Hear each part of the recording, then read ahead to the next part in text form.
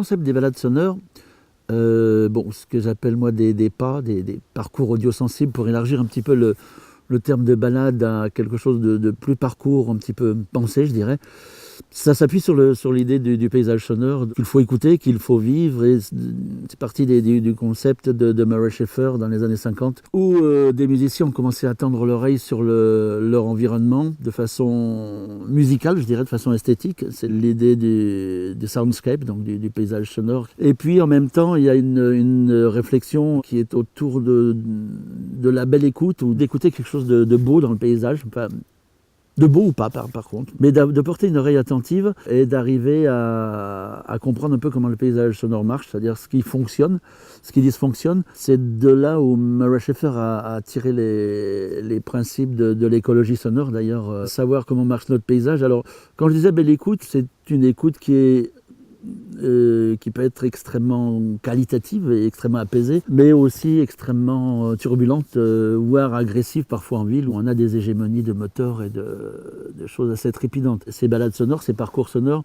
s'appuient à la fois en jonglant entre prendre le paysage comme une musique des lieux, avec une approche performative, très esthétique, mais à la fois avoir une militance pour se dire que apprendre à réécouter les lieux, c'est un lapsus, c'est apprendre aussi à en protéger certains, ceux qui le méritent, voire se servir de modèles de lieux pour des aménagements urbains ou naturels. C'est un petit peu sur quoi s'appuient ces parcours.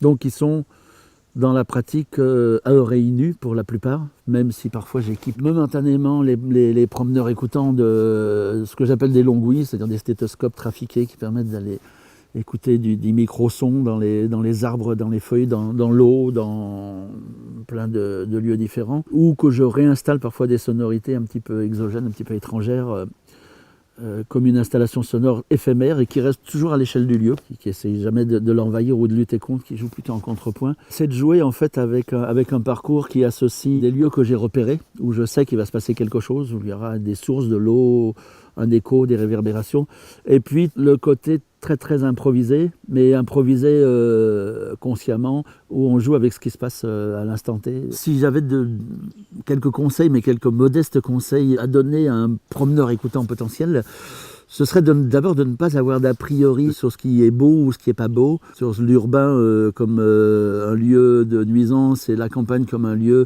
d'écouter tout ça avec un certain recul, sans trop d'a priori, point de jugement, d'avoir l'oreille ouverte à absolument tout ce qui se passe, de ne pas dire moi là je focalise sur le chant des oiseaux et je gomme les voitures. En fait, d'être ouvert à ce qu'on appelle avec un bien grand mot la sérendipité, c'est-à-dire de laisser venir à soi un petit peu tout ce qui peut venir, et puis peut-être de faire ses gammes, c'est-à-dire que l'oreille comme l'œil s'entraîne. On peut s'entraîner à voir de plus en plus le détail, les couleurs des feuillages, et l'oreille c'est pareil, plus on écoute, plus on devient écoutant. Voilà, c'est en écoutant qu'on devient écouteur. Je le fais moi personnellement, tous les jours, je me dis tiens, en partant au travail, je me mets en phase. Alors, j'écoute pas toujours parce que ce serait...